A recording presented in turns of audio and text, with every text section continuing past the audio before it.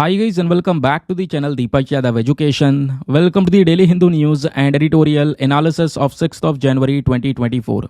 तो गाइज आज है तारीख 6 जनवरी 2024 और है Saturday.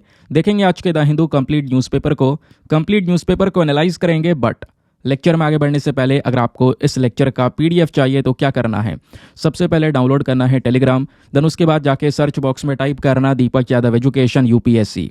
As you can see guys आपको ये वाला चैनल मिल जाएगा। यहाँ से आप डेली बेसिस पे इस लेक्चर के पीडीएफ को डाउनलोड कर सकते हो। और अगर आप मेरे साथ में पर्सनली जुड़ना चाहते हैं तो आपने इंस्टाग्राम पे जाना होगा, वहाँ पे जाके फिर से लिखना है दीपक यादव एजुकेशन। मेरा प्रोफाइल मिलेगा जहाँ पे ऑलरेडी 14,000 से ज़्यादा लोग जुड़ चुके हैं। नाउ वहाँ पर आप भी मेरे साथ में पर्सनली जुड़ सकते हैं। हमेशा की तरह हम लोग अपने लेक्चर को एक मैप के क्वेश्चन के साथ स्टार्ट करेंगे। तो आज आप सभी को मैप में जाकर देखना है सोमालिया को कहाँ पर है ये एग्जैक्टली लोकेटेड, इसको अच्छे से मैप में देखना। देन उसके बाद आकर नीचे कमेंट सेक्शन में टाइप करना, जिससे कि आप लोग इसको लंबे समय तक याद रख पाओगे। साथ ही साथ एक क्वेश्चन सॉल्व करेंगे जो कि यूपीएससी प्रीवियस ईयर साल 2010 के प्रीलिम्स में पूछा गया था। डेली बेसिस पे हम लोग यहाँ पर एक प्रीवियस ईयर क्वेश्चन को भी सॉल्व करते हैं। क्वेश्चन क्या बोलता है, स्पेस टेक्नोलॉजी के कॉन्टेक्स्ट में जो ये भुवन है, ये हाल ही में न्यूज़ में देखने को मिला होगा, ये क्या है? ऑप्शन नंबर ए, क्या ये एक मिनी सैटेलाइट है जिसको इसरो ने लॉन्च किया है for promoting the distance education in India? या फिर option number B, the name given to the next moon impact probe for Chandrayaan 2? या ऑप्शन नंबर सी, एक जियो पोर्टल है इसरो का with 3D imaging capabilities of India? या option number D, एक space telescope है जिसको भारत ने डेवलप किया है? तो इसका सही आंसर सभी को नीचे कमेंट सेक्शन में देना है। एटलीस्ट सभी को इसमें पार्टिसिपेट करना है। जैसे मैं आप लोगों से डेली बेसिस पे बोलता हूं, बाय द वे इसका जो करेक्ट आंसर है वो मैंने आपको टेलीग्राम पर प्रोवाइड करवा दिया है, वहां से भी आप इसको चेकआउट कर सकते हो। और अगर वहां पर आंसर नहीं मिलता है तो भी कोई परेशान होने की ज़रूरत नहीं है, क्योंकि वीडियो के लास्ट में इसके करेक्ट आंसर का डिस्कशन हम लोग करेंगे। तो चलो शुभ आरंभ करते हैं और चलते हैं सबसे पहले थंबनेल वाले इंपॉर्टेंट आर्टिकल की तरफ। दोस्तों ये टॉपिक हमारे UPSC GS paper number 2 science and technology, space and technology दोनों के पॉइंट ऑफ व्यू से बहुत ज़्यादा इंपॉर्टेंट होने वाला है। पहली बार ऐसा देखने को मिला है कि इसरो यानी Indian space research organisation, Bharat की एक इंपॉर्टेंट स्पेस एजेंसी, वो स्पेस एक्स की हेल्प ले रही है एक सैटेलाइट को अंतरिक्ष में लॉन्च करने के लिए। ऐसा क्यों किया जा रहा है? पहले तो इसरो ने ऐसी कोई हेल्प ली नहीं है, उसके पीछे का रीज़न क्या है वो सब कुछ डिस्कस करेंगे। ऐसी ये कौन सी सैटेलाइट हो गई, और प्लस यहाँ पर स्पेस एक्स के पास में क्या कैपेबिलिटीज़ है जो इंडिया के इसरो के पास में नहीं है, ये भी आपको जानने को मिलेगा। तो बहुत सारी चीज़ें जो प्रीलिम्स मेंस दोनों के पॉइंट ऑफ व्यू से बहुत ज़्यादा इंपॉर्टेंट है, यहाँ पे आप देख पाओगे। वैसे तो इस टॉपिक को कई सारी जगह पर कवर किया गया है, इवन इंडियन एक्सप्रेस के अंदर भी डिटेल से आर्टिकल पब्लिश हुआ है। लेकिन अगर हम इंडियन एक्सप्रेस को साइड में करें तो द हिंदू के अंदर भी एक लंबा चौड़ा आर्टिकल पब्लिश हुआ है जो कि इसी पर्टिकुलर टॉपिक को पूरी तरह से डेडिकेट किया हुआ है। तो स्पेस एक्स का फाल्कन 9 रॉकेट है, ये ध्यान रखना, ठीक है। तो स्पेस एक्स का एक पावरफुल रॉकेट है जिसका नाम है फाल्कन 9। ये क्या करेगा, भारत के सैटेलाइट को लॉन्च करेगा। और वो सैटेलाइट कौन सा होने वाला है, वो है GSAT-20 सैटेलाइट। इस सैटेलाइट का मेन पर्पस क्या होगा वो भी डिस्कस करेंगे। लेकिन पहले हमें यह जानना होगा आखिरकार भारत इस सैटेलाइट को क्यों नहीं लॉन्च कर पाया, क्यों यहाँ पे इसरो को स्पेस एक्स की मदद लेनी पड़ी है। उसके पीछे का रीज़न अगर हम देखें दोस्तों, तो ये जो सैटेलाइट है GSAT-20 जिसको हमें लॉन्च करना है, इसका वज़न देखो, इसका जो वेट है वो है 4700 किलोग्राम्स, यानी कि लगभग 5 टन के आसपास हो गया। तो इतना ज़्यादा वजन वाला सैटेलाइट हमें लॉन्च करना है कहाँ पर? जियो स्टेशनरी ऑर्बिट में। जियो स्टेशनरी ऑर्बिट क्या होता है आपको पता होना चाहिए, पृथ्वी से जस्ट ऊपर यानी कि 36,000 किलोमीटर की दूरी पर ये जियो स्टेशनरी ऑर्बिट होता है। तो पृथ्वी से इतने ज़्यादा वेट यानी 5 टन के करीब वेट को हमें 36,000 किलोमीटर की दूरी पर लेकर जाना है और उसको उस ऑर्बिट में लॉन्च करना है। तो कहोगे क्या इंडिया के पास में कैपेबिलिटीज़ नहीं है? अगर हम देखें भारत के रॉकेट को, तो इंडिया में अगर हम पावरफुल रॉकेट देखें तो आपको पता है दोस्तों, रॉकेट्स में जैसे सबसे ज़्यादा सक्सेसफुल रॉकेट है PSLV, polar satellite launch vehicle. लेकिन जो PSLV रॉकेट है इसका हम सबसे ज़्यादा यूज़ तो करते हैं, लेकिन इसकी पता है कैपेसिटी कितनी है? ये जियो स्टेशनरी ऑर्बिट में केवल 1.4 टन तक के वजन को लेकर जा सकता है, और लो अर्थ ऑर्बिट में 1.75 टन के आसपास के वजन को लेकर जा सकता है। तो इससे तो यहाँ पर इतना ज़्यादा वेट ले जाना बिल्कुल इम्पॉसिबल है। अब PSLV के बाद में जो दूसरा सबसे पावरफुल रॉकेट भारत के पास में है वो है GSLV Mark 2। अब GSLV Mark 2 बेसिकली जो हैवी सैटेलाइट्स होती हैं उनको लॉन्च करने के लिए हमने तैयार किया है। लेकिन इसकी भी अगर आप क्षमता देखोगे तो जियो स्टेशनरी ऑर्बिट में ये कम से कम 2.25 टन तक की सैटेलाइट को लेकर जा सकता है बस। इसकी ये यहाँ पर कैपेबिलिटी है। और लो अर्थ ऑर्बिट में 6 टन तक की सैटेलाइट को लेकर जा सकता है। लेकिन हमें तो ये सैटेलाइट जियो स्टेशनरी ऑर्बिट में लेकर जाना है ना, दूर लेकर जाना है, 36,000 किलोमीटर की दूरी पर लेकर जाना है। तो फिर यहाँ पर इसकी जो कैपेबिलिटी है वो है केवल 2.25 टन के आसपास। नाउ इससे भी ऊपर इंडिया के पास में एक रॉकेट है जिसका नाम है LVM-3 रॉकेट। ये इंडिया का हैवीएस्ट रॉकेट आपको देखने को मिलेगा। ठीक है, इसी को हम गगनयान के लिए भी लॉन्च करने वाले हैं, यूज़ करने वाले हैं बेसिकली। और ये रॉकेट की जो ताकत है वो अगर आप देखोगे तो ये है कि ये अगर हम इससे इतनी हैवी सैटेलाइट को लॉन्च करें तो इसकी जो वज़न है, वज़न की कैपेबिलिटी है, तो कम से कम ये जियो स्टेशनरी ऑर्बिट में केवल और केवल 4 टन तक की सैटेलाइट को लेकर जा सकता है। और लो अर्थ ऑर्बिट में 8 टन तक की सैटेलाइट को लेकर जा सकता है। लेकिन हमें जियो स्टेशनरी ऑर्बिट पर जाना है, दूर जाना है। तो यहाँ पे आप देख पाओगे ये इंडिया का लास्ट रॉकेट है जो कि हैवी से हैवी यहाँ पर सामान लेकर जा सकता है। लेकिन इसकी लिमिट कितनी है? केवल 4 टन की। और सैटेलाइट का वज़न कितना है? 4,700 किलोग्राम। यहाँ पर 4 टन से भी ज़्यादा है, 700 किलोग्राम एक्स्ट्रा वज़न यहाँ पर देखने को मिलेगा, 5 टन के आसपास है। तो कहीं ना कहीं इंडिया के पास में आज के समय पर यह कैपेसिटी नहीं है इस सैटेलाइट को लॉन्च करने की। इस वजह से इसरो को आगे बढ़ना पड़ा, स्पेस एक्स के पास में जाना पड़ा। क्यों? स्पेस एक्स के पास में दोस्तों उनका सबसे खतरनाक रॉकेट है जिसका नाम है फैल्कन रॉकेट। और फैल्कन रॉकेट को दोस्तों अगर आप देखोगे तो स्पेस एक्स का मोस्ट पावरफुल रॉकेट। अब यहाँ पे पता है इसकी कैपेबिलिटी कितनी है? ये जियो स्टेशनरी ऑर्बिट में 27 टन के आसपास के वेट के सैटेलाइट को लेकर जा सकता है। आप इमेजिन करो, इंडिया का जो अभी अपडेट रॉकेट है वो 4 टन तक के वेट को लेकर जा सकता है, लेकिन फैल्कन 9 जियो स्टेशनरी ऑर्बिट में 27 टन तक के वेट को लेकर जा सकता है। तो ये फैल्कन की ताकत है, इस वजह से हमने फैल्कन रॉकेट को चूज़ किया।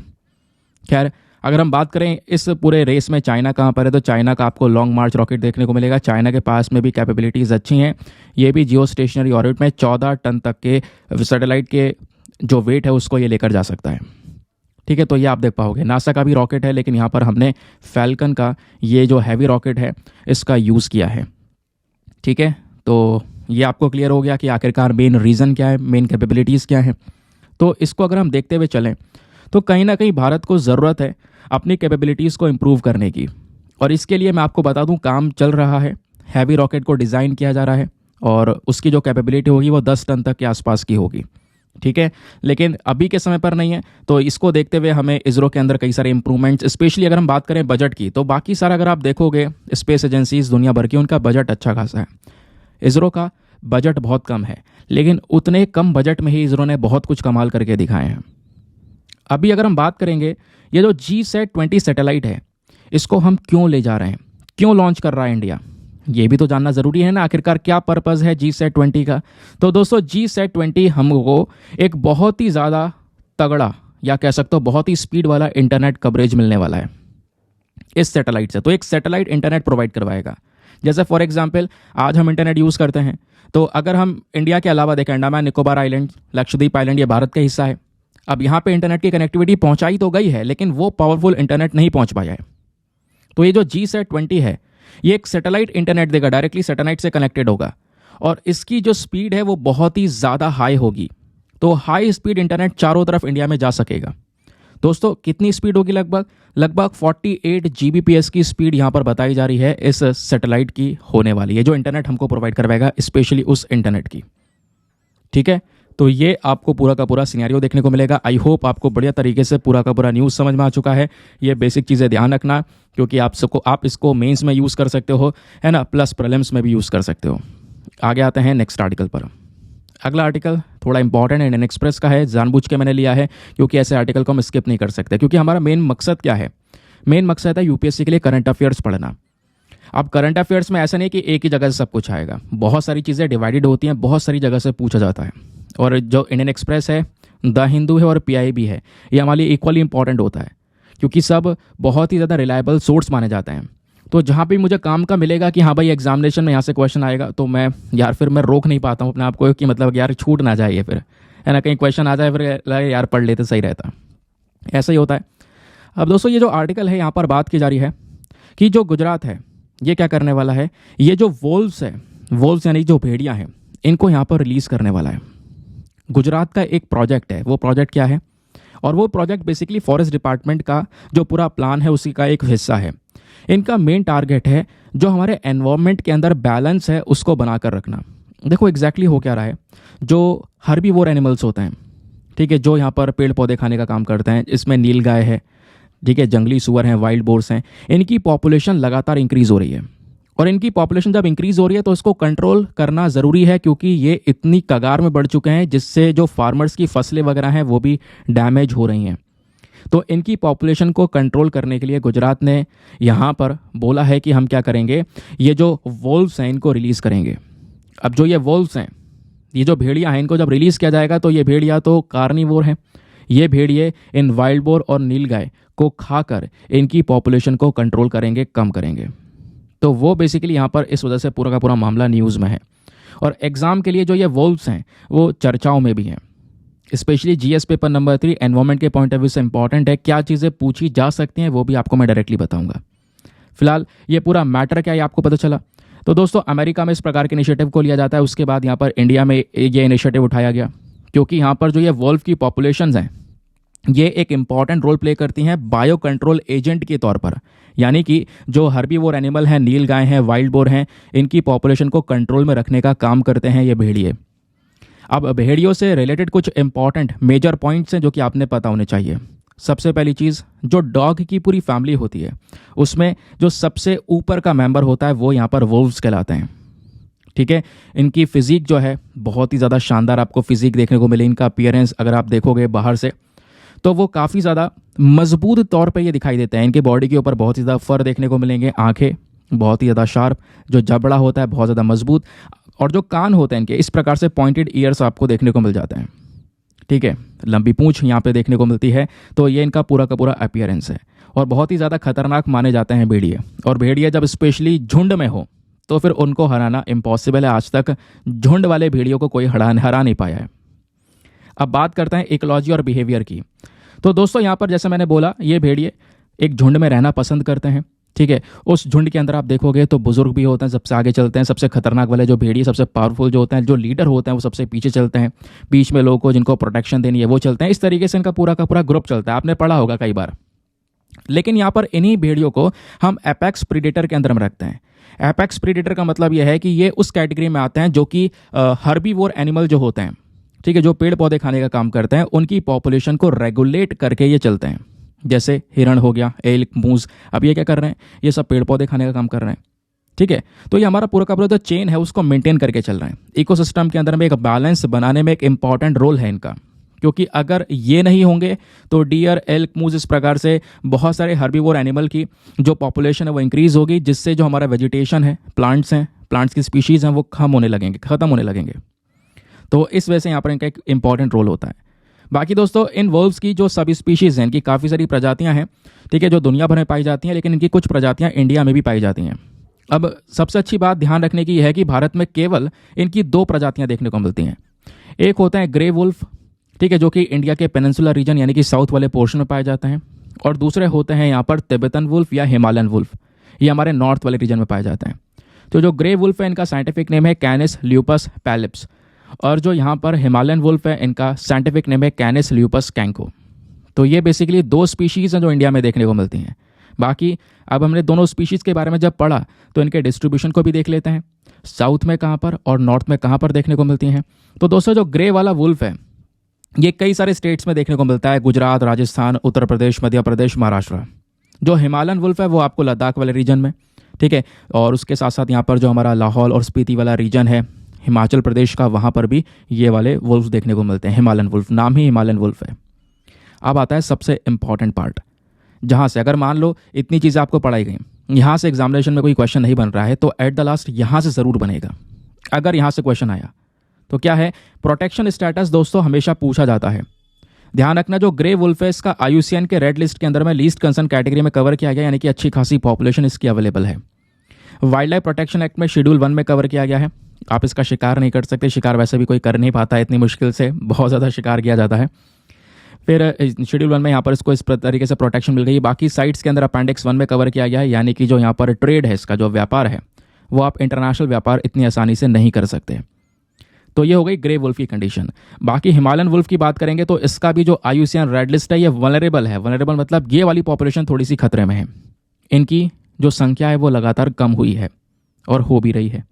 ठीक है, तो इस तरीके से IUCN स्टेटस, अगर आप इतिहास देखोगे UPSC के प्रीवियस पेपर्स का, तो वहाँ पे जब ज़्यादातर एनिमल्स के बारे में जब भी कुछ क्वेश्चन आए तो ज़्यादातर मैक्सिमम टाइम IUCN ही पूछा गया है। ठीक है, चलिए आगे आते हैं नेक्स्ट आर्टिकल पर।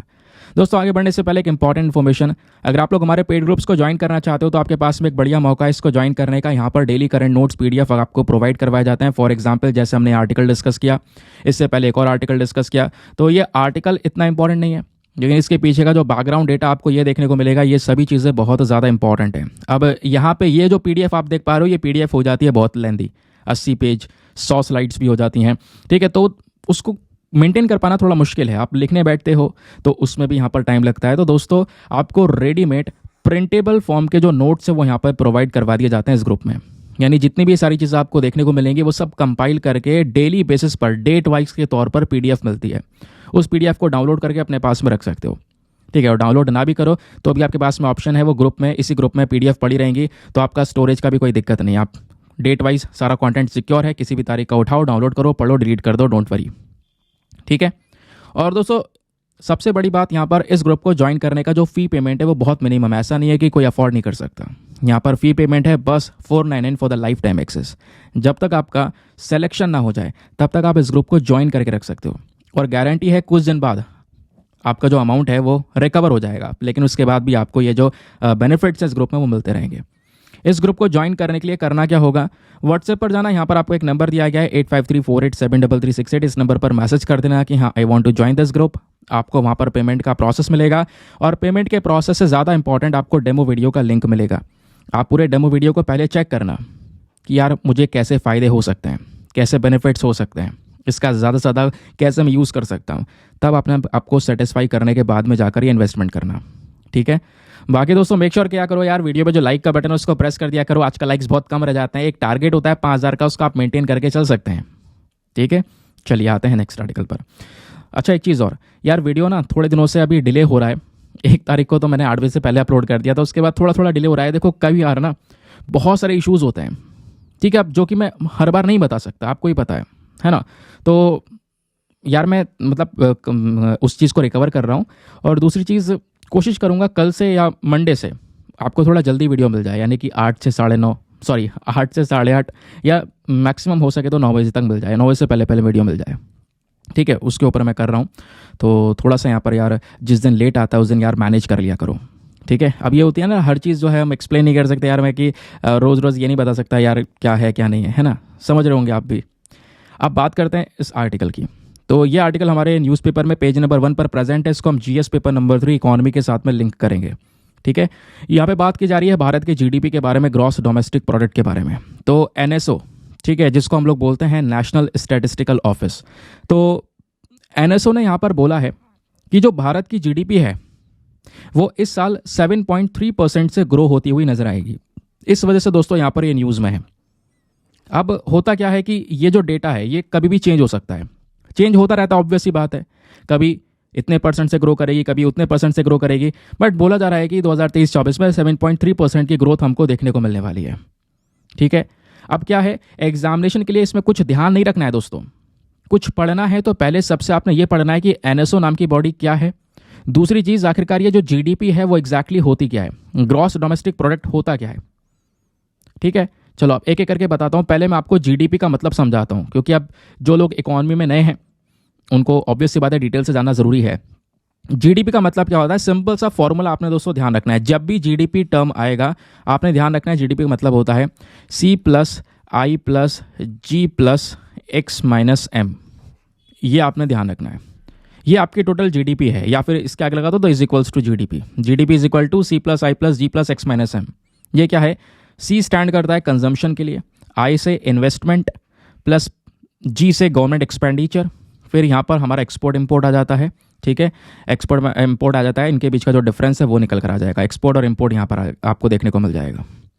ठीक है, तो देश में कंजम्पशन कितना हुआ, इन्वेस्टमेंट कितना हुआ, सरकारी खर्चे कितने थे, एक्सपोर्ट कितना हुआ, इंपोर्ट कितना हुआ। तो ये सब क्या कहलाता है हमारा, अगर इन सब का तो टोटल वैल्यू अगर हम निकाल देते हैं तो वो कहलाता है हमारा GDP, that is gross domestic product. ठीक है, बात क्लियर हो गई दोस्तों। यही हमेशा ध्यान रखना है जब भी बात आएगी जीडीपी की। तो अभी जो जीडीपी इंडिया की वो 7.3% से ग्रो होगी, ऐसा एनएसओ ने बताया। दूसरी चीज़ जो आपसे प्रीलिम्स में डायरेक्टली पूछी जा सकती है कि सर ये एनएसओ है क्या। एनएसओ की फुल फॉर्म है नेशनल स्टैटिस्टिकल ऑफिस। ये जो एनएसओ है दोस्तों, ये एक मंत्रालय के अंडर में आता है, और वो मंत्रालय कौन सा है, वो है ministry of statistics and programme implementation. तो इसके अंडर आने वाली एक इंपॉर्टेंट एजेंसी है एनएसओ, जिसका मेन काम है क्या करना, जो भी हमारा देश का स्टैटिस्टिकल सिस्टम होता है उसको डेवलप करने का काम करना। ठीक है, जो स्टैटिस्टिक्स होती है उस फील्ड में क्या क्या नियम होंगे, क्या क्या रेगुलेशंस होंगे, क्या उसके स्टैंडर्ड्स होंगे, वो सब सेट करने का काम करना। प्लस जो डेटा कलेक्शन होता है उसका मेथड क्या होगा, कॉन्सेप्ट्स क्या होंगे, उसकी डेफिनेशन क्या होगी, वो सब सेट करने का काम एनएसओ का है। यानी कि पूरा स्टैटिस्टिक्स मैनेज करने का काम एनएसओ का है। क्योंकि ये नेशनल स्टैटिस्टिकल ऑफिस है तो इसके अंदर कई सारे और भी चीज़ें आती होंगी। तो एनएसओ में ही हमारा क्या आता है, central statistical office plus computer centre and the national sample survey office. तो एनएसओ में ही यहाँ पर ये तीनों इंपॉर्टेंट ऑफिस आपको देखने को मिल जाएंगे। सवाल यह है कि एनएसओ का मेन फंक्शन क्या है, इसका मेन कार्य क्या है। इसका मेन कार्य है हमारा, आपको पता होगा महीने में आईआईपी इंडेक्स आता है, इंडेक्स ऑफ इंडस्ट्रियल प्रोडक्शन, कि भाई हमारे देश में मंथली बेसिस पर जो इंडस्ट्रीज़ हैं वो किस लेवल पर ग्रो की हैं, है ना। तो जो इंडस्ट्रीज़ का ग्रोथ होता है, इंडस्ट्रीज़ में कितना प्रोडक्शन हुआ है, प्रोडक्शन किस लेवल पर है, उसका पूरा स्टैट तैयार करके हमें हर महीने प्रोवाइड करवाना, प्लस एनुअल सर्वे करना इंडस्ट्रीज़ का, ये सारा काम उनका कंपाइलेशन तैयार करके स्टैटिस्टिकल फॉर्म में प्रोवाइड करवाना, ये सारा काम एनएसओ का है दोस्तों।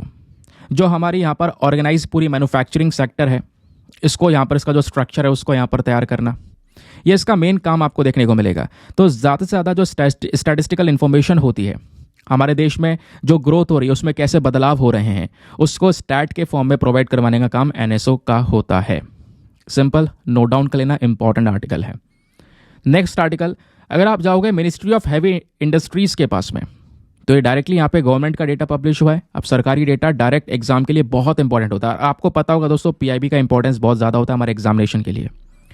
तो अगर आप 3 सोर्सेस मैनेज करके चल रहे हो तो भी आपका काम हो जाएगा। मतलब मैक्सिमम आप 75 से लेकर 85% तक करंट अफेयर्स कवर करोगे। क्योंकि कुछ देखो, एक सिंपल सी बात है, देखो यूपीएससी का जो एग्जामिनेशन होगा उसमें कुछ ऐसे क्वेश्चंस होंगे जो आपको ही नहीं, किसी को भी नहीं आते होंगे, लेकिन मैक्सिमम क्वेश्चंस ऐसे होते हैं हर साल जो डायरेक्टली हमारे करंट इश्यूज से बनते हैं।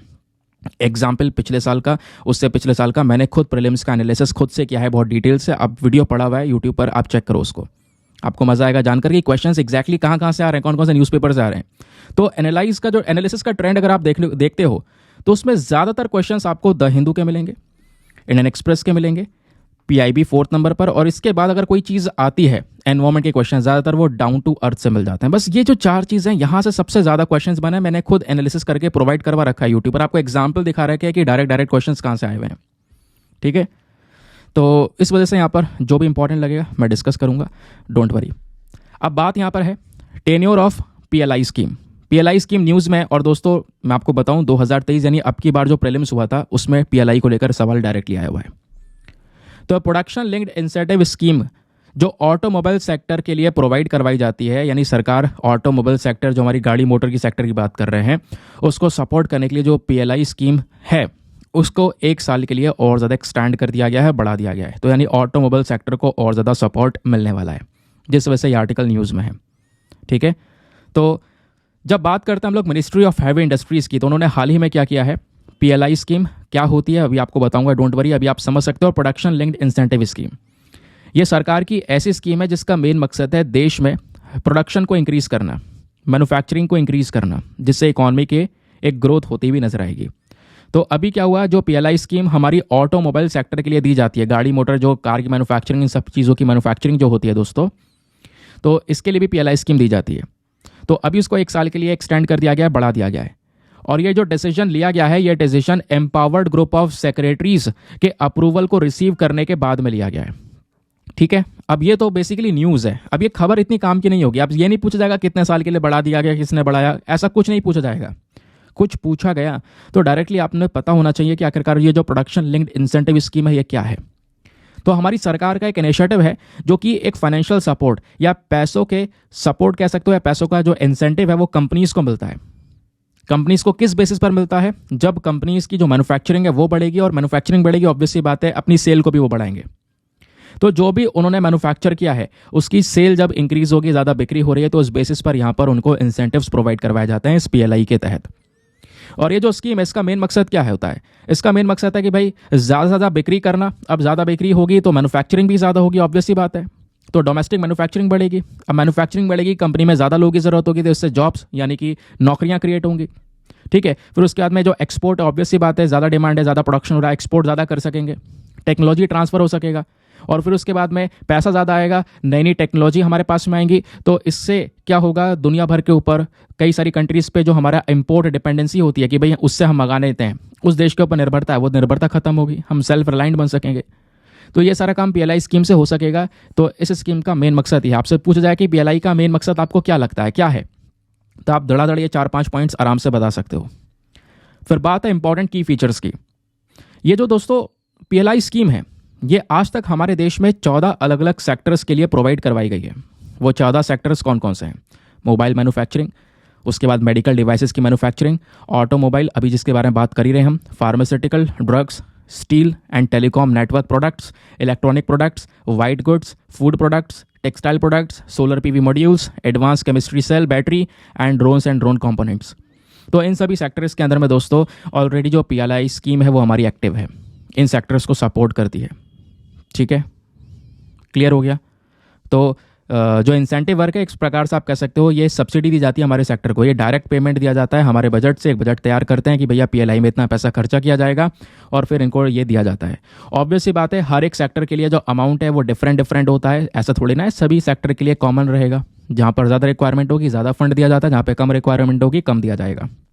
ठीक है, अभी हम बात कर रहे थे कि भाई ये जो पीएलआई स्कीम है ये एक्सटेंड कर दी गई है ऑटोमोबाइल सेक्टर के लिए। तो इंडिया में जो ऑटोमोबाइल सेक्टर है इसकी पूरा स्टेटस क्या, इसकी स्थिति क्या है, ज़रा ये भी जान लेते हैं हाथों हाथ, क्लियर हो जाएगा ये भी मैटर। तो दोस्तों इंडिया जो है दुनिया में तीसरा सबसे बड़ा ऑटोमोबाइल मार्केट कहलाता है। ये जो ऑटोमोबाइल सेक्टर आपको देखने को मिलेगा, ठीक है, इससे बहुत सारा फॉरेन डायरेक्ट इन्वेस्टमेंट हमारे देश में आ रहा है। सितंबर 2023 का डीपीआईआईटी का रिपोर्ट है जिसमें बोला गया है कि 5.41% जो हमारे देश में टोटल वैसे फॉरेन डायरेक्ट इन्वेस्टमेंट है उसका 5% से भी ज़्यादा प्रतिशत जो इन्वेस्टमेंट है वो ऑटोमोबाइल सेक्टर से आ रहा है। जो ये इलेक्ट्रिक व्हीकल का मार्केट है ये धीरे धीरे ग्रो कर रहा है, और आने वाले सालों में 2030 तक ये मार्केट 49% की ग्रोथ पर होगा। ऑब्वियस सी बात है ये जो इलेक्ट्रॉनिक व्हीकल की इंडस्ट्री है ये बहुत सारी डायरेक्ट और इनडायरेक्ट, लगभग 50 लाख से भी ज़्यादा डायरेक्ट और इनडायरेक्ट नौकरियां क्रिएट करेगा 2030 तक। उसके अलावा इसी ऑटोमोबाइल सेक्टर को सपोर्ट करने के लिए सरकार के कुछ इनिशिएटिव्स हैं। फॉर एग्जांपल फेम स्कीम, जहां पर हम इलेक्ट्रिक व्हीकल्स को प्रमोट करते हैं। कुछ दिन पहले मैंने फेम स्कीम डिटेल से डिस्कस की थी, याद होगा। फिर बात है ऑटोमोटिव मिशन प्लान, जो कि 2016 से लेकर 2026 तक का हमारा मेन टारगेट है इसमें। ठीक है, तो क्लियर हो गया। तो ये जो पीएलआई स्कीम है दोस्तों ये क्या करती है, हमारे देश की जो कंपनीज है उनको सपोर्ट करती है। फॉरेन कंपनीज अगर कोई काम कर रही है तो फॉरेन कंपनीज को भी यहाँ पर ये सपोर्ट करने का काम करती है। ठीक है, तो ये सारा का सारा डिटेल ध्यान रखना। अब देखो यूपीएससी ने साल 2023 में एक प्रश्न पूछ लिया। अब प्रश्न देखो पूछने का तरीका जो है ये थोड़ा सा यहाँ पे टिपिकल सा आपको नजर आएगा। अब यहाँ पे अगर आप देखोगे 2 स्टेटमेंट दिए गए हैं, बताना इनमें से कौन सा स्टेटमेंट करेक्ट है। पहला स्टेटमेंट बोलता है कि भारत मतलब दुनिया में जितना भी गुड्स का एक्सपोर्ट होता है क्या उसमें से 3.2% एक्सपोर्ट केवल इंडिया करता है। फिर सेकेंड स्टेटमेंट बोलता है कि बहुत सारी जो लोकल कंपनीज हैं प्लस कुछ फॉरेन कंपनीज हैं जो इंडिया में ऑपरेट कर रही हैं उनको एडवांटेज मिल रहा है भारत के पीएलआई स्कीम का। अभी तो हमने डिस्कस किया था ये वाला पॉइंट। तो यहाँ पर ये जो स्टेटमेंट 2 है ये तो करेक्ट है, आपको सीधा सीधा पता है। अभी यहाँ पर अगर आप स्टेटमेंट 1 को देखोगे तो वैसे स्टेटमेंट 1 दोस्तों इनकरेक्ट है, ये गलत है। इतना बड़ा एक्सपोर्ट, ये 3.2% का एक्सपोर्ट ग्लोबल एक्सपोर्ट में नहीं हो रहा है इंडिया से। तो यहाँ पर ये वाला स्टेटमेंट हमारा गलत है, बट सेकंड वाला स्टेटमेंट सही है। तो यहाँ पे आप देख पाओगे option number D, statement 1 is incorrect but statement 2 is correct. तो ये 2023 का क्वेश्चन था। आगे आते हैं नेक्स्ट आर्टिकल पर। अगेन वेरी इंपॉर्टेंट आर्टिकल, अगर आप देखोगे 2017 का मेंस का पेपर उठा के देखो, वॉश को लेकर यहाँ पे आपसे सवाल पूछा गया है। हुआ क्या है, यहाँ पर सुप्रीम कोर्ट की डायरेक्ट एक रिपोर्ट आई है। ये तो आप मैंने आर्टिकल आपको ऊपर से प्रीमियम आर्टिकल दिखाया है। अगर मैं आपको सीधा सीधा न्यूज़ आर्टिकल दिखाऊं तो ये आप देख पाओगे द हिंदू का आर्टिकल है। यहाँ पे सुप्रीम कोर्ट की रिपोर्ट आई है जिसमें बोला गया है जो 1/5 हमारे डिस्ट्रिक्ट कोर्ट्स हैं देश के अंदर में, वहाँ पर वेमेन के लिए जो सेपरेट टॉयलेट्स हैं वो प्रेजेंट ही नहीं है। सेपरेट टॉयलेट्स की कमियां हैं।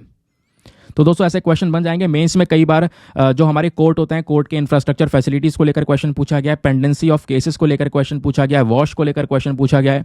तो वहाँ से सीधा सीधा हम इसको लिंक कर सकते हैं। ठीक है, तो यहाँ पर हम समझते हैं कि महिलाओं के लिए जो प्रॉपर सेपरेट टॉयलेट्स हैं उसकी कितने बड़े लेवल पर कमी हमारे देश में स्पेशली कोर्ट्स के अंदर में देखने को मिलेगी। सुप्रीम कोर्ट की रिपोर्ट क्या बोलती है? तो हाल ही में एक रिपोर्ट पब्लिश हुई है। ये पब्लिश किसने की है? Centre for research and planning of India, planning of supreme court of India. और इस रिपोर्ट का टाइटल है स्टेट ऑफ जुडिशरी। और इसने यहाँ पर बताया है कि जो दोस्तों जेंडर डिस्पैरिटीज़ हैं वो ज़्यादा हैं। ठीक है, स्पेशली अगर मैन की बात करेंगे तो मैन के लिए फैसिलिटीज़ अवेलेबल हैं कोर्ट में, स्पेशली डिस्ट्रिक्ट कोर्ट्स में, बट वेमेन के लिए जो सेपरेट टॉयलेट्स हैं या कोई हाइजीनिक फैसिलिटीज़ हैं वो कम अवेलेबल हैं। तो इस रिपोर्ट ने इसी के ऊपर पूरा का पूरा एक गहरा जोर दिया है। समझेंगे आखिरकार क्या है पूरा मैटर।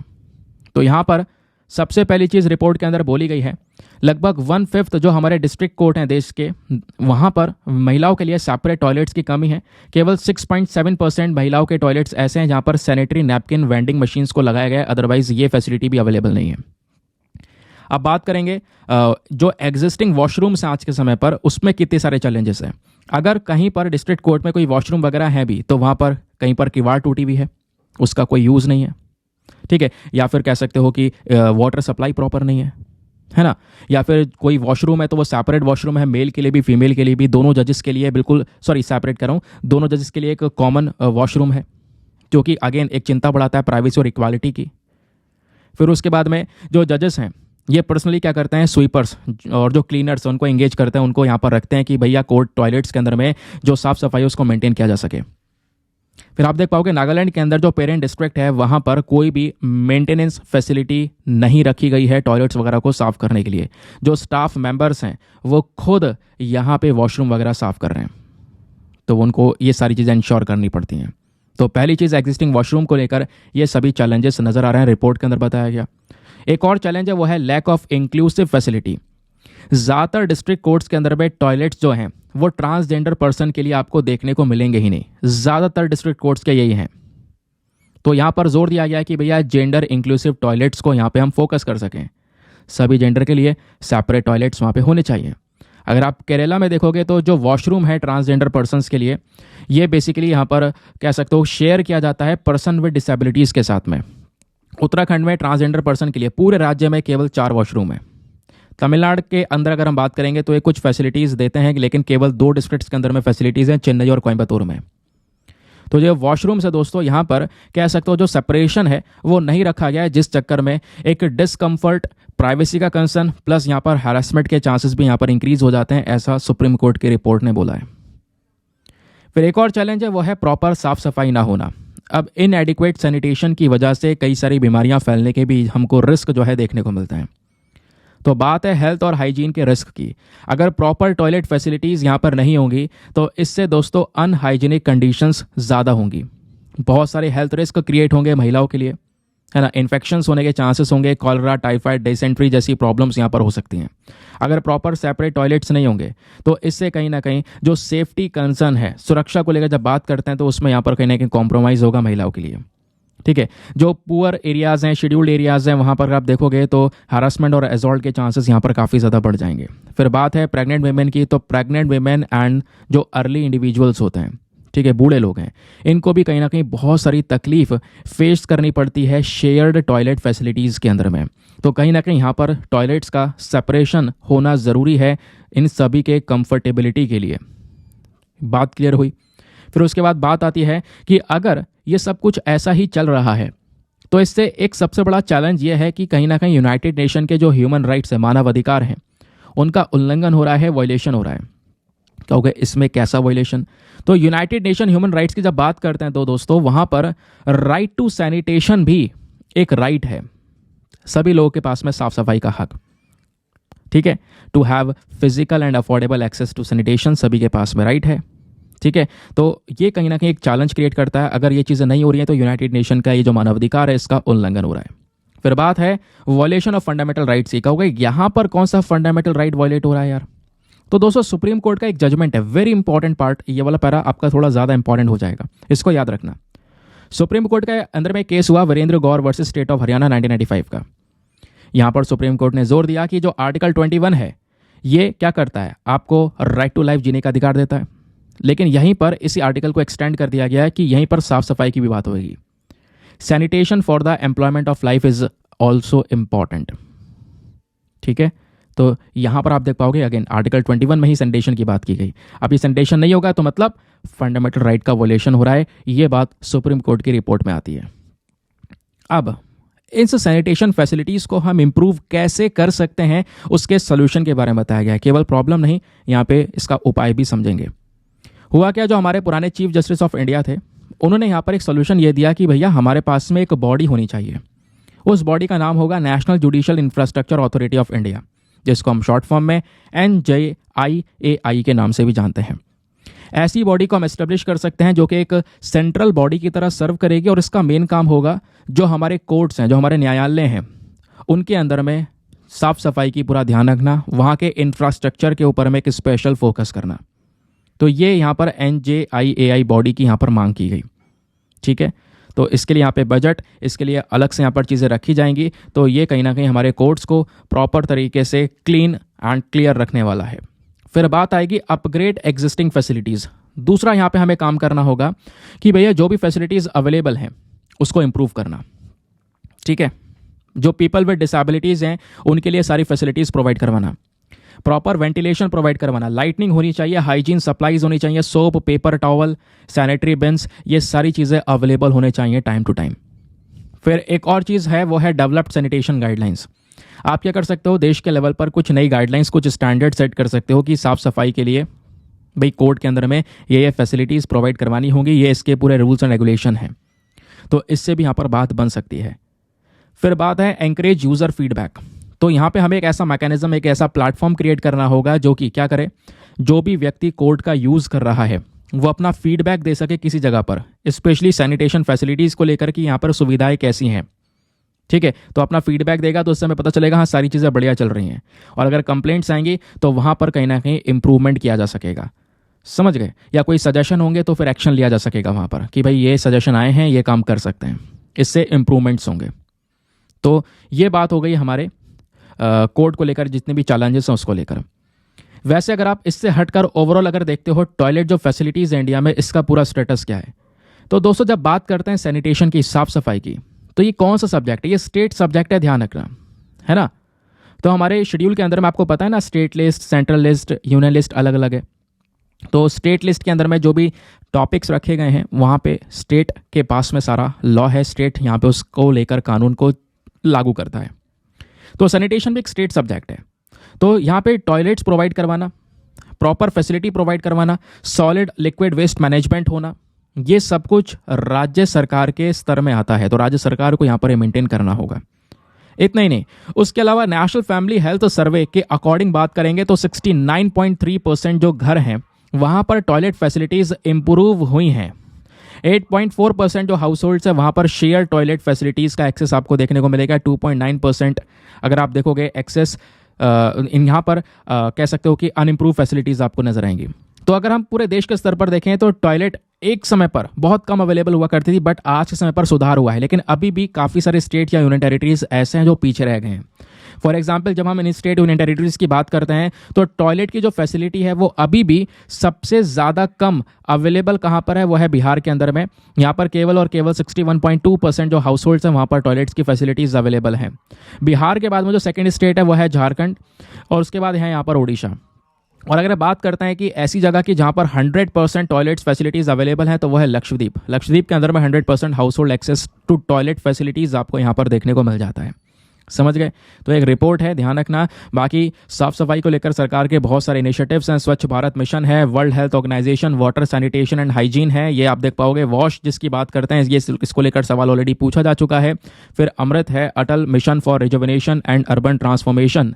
तो ये सारे इनिशिएटिव्स हैं जो कि हमारे सैनिटेशन से रिलेटेड हैं।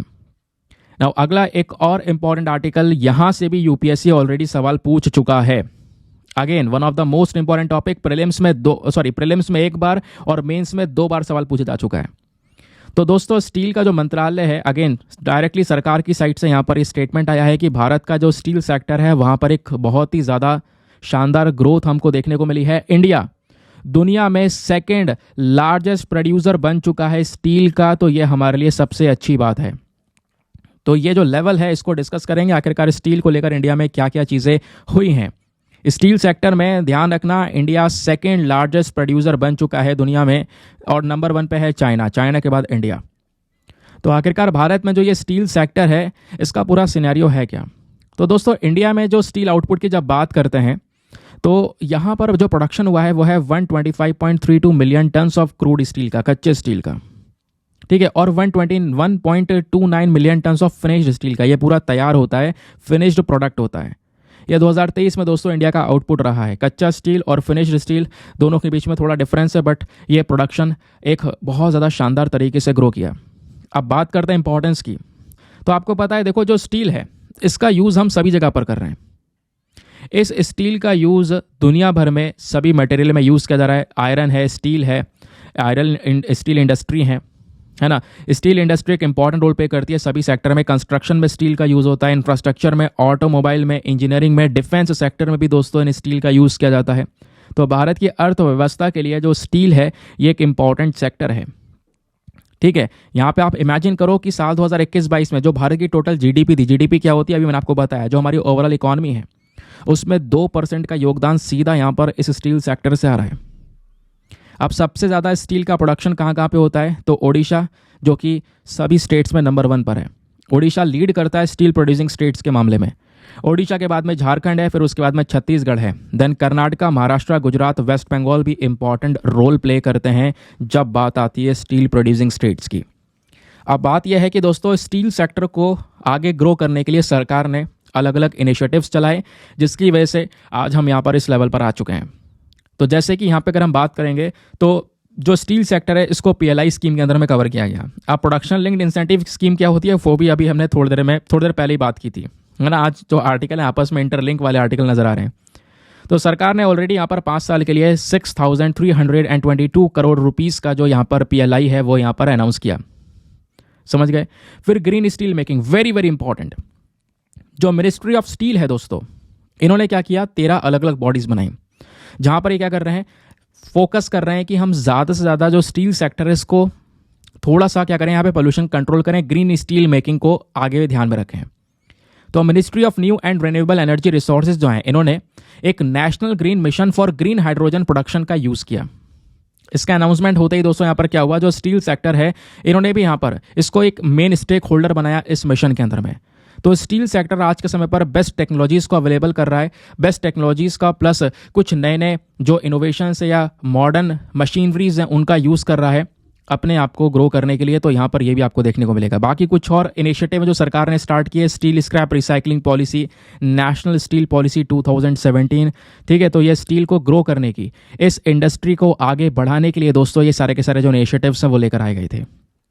लेकिन बात यह है कि अगर इस लेवल पर है, ले उसके अंदर फिर भी बहुत सारी चुनौतियां, चैलेंजेस हमको देखने को मिलते हैं कि जो कि स्टील सेक्टर आज के समय पर फेस कर रहा है। सबसे पहला चैलेंज आपको ये नज़र आएगा, ये इंडस्ट्री बहुत ही ज़्यादा एक्सपेंसिव इंडस्ट्री है, इसमें पैसा बहुत ज़्यादा लगता है।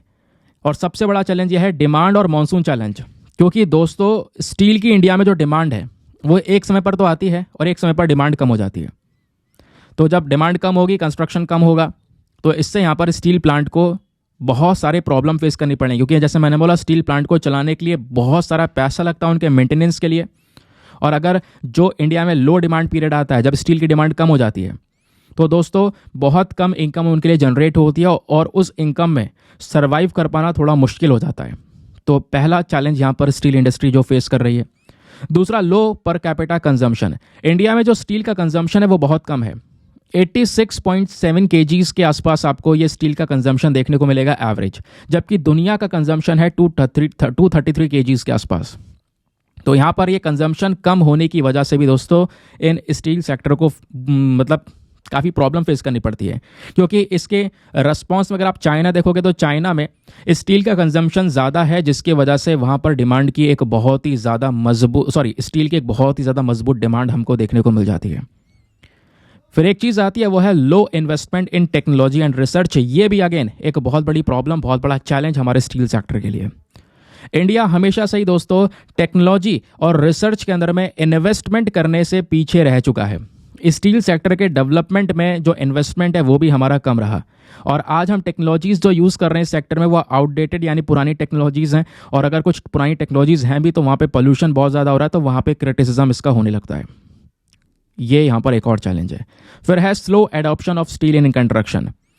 अगर आप बात करोगे तो इंडिया ज़्यादातर यहाँ पे जो हमारा ट्रेडिशनल पूरा कॉन्सेप्ट था कि भैया जो कॉन्क्रीट है उसका सबसे ज़्यादा यूज़ किया जाएगा, उस पर कंस्ट्रक्शन ज़्यादा होगा, तो वैसे कंस्ट्रक्शन ज़्यादा हो रहे हैं, ठीक है, जो कि यहाँ पे कहीं ना कहीं हमारी स्टील इंडस्ट्री की ग्रोथ को हैम्पर करते हैं। तो जबकि आप वेस्टर्न कंट्रीज़ में देखोगे तो वहाँ पर स्टील का ज़्यादा यूज़ होता है, ठीक है, स्टील का ज़्यादा यूज़ होता है स्ट्रेंथ के लिए प्लस स्पीड तरीके से यहाँ पर काम करने के लिए। तो यहाँ पर कहीं ना कहीं ये जो कंजम्पशन है या एडॉप्शन है स्टील का ये अभी भी कम है, जिस वजह से ये कहीं ना कहीं सिनेरियो थोड़ा सा प्रॉब्लमेटिक है इंडिया के लिए। लेकिन दोस्तों यहाँ पे आपको पता होना चाहिए, जब हम इस स्टील को बनाते हैं तो स्टील को प्रोड्यूस करते वक्त यहाँ से बहुत सारा पोल्यूशन होता है, बहुत सारा प्रदूषण देखने को मिलता है। जब स्टील को बनाया जाता है तो उसमें से कौन कौन सी हार्मफुल गैसेस निकलती हैं, तो वो है carbon monoxide, carbon dioxide, oxides of sulphur, oxides of nitrogen, particulate matter 2.5, waste water, hazardous waste, solid waste, ये सभी पोल्यूशन यहाँ पर निकलता है। ये भी अगेन एक one of the biggest challenge है हमारी स्टील इंडस्ट्री का। तो कहोगे इतना कुछ जानना ज़रूरी क्यों था? ज़रूरी इसलिए था क्योंकि आपके सामने यूपीएससी का 2014 का ये क्वेश्चन है। क्वेश्चन देखो सिंपल है, डायरेक्ट पूछा गया। क्वेश्चन क्या था? Which of the following are some important pollutants released by steel industry in India. इन चार पोल्यूटेंट्स में, इन चार प्रदूषणों में से कौन सा प्रदूषण निकलता है जब स्टील को बनाया जाता है? Oxides of sulphur, oxides of nitrogen, carbon monoxide या कार्बन डाइऑक्साइड?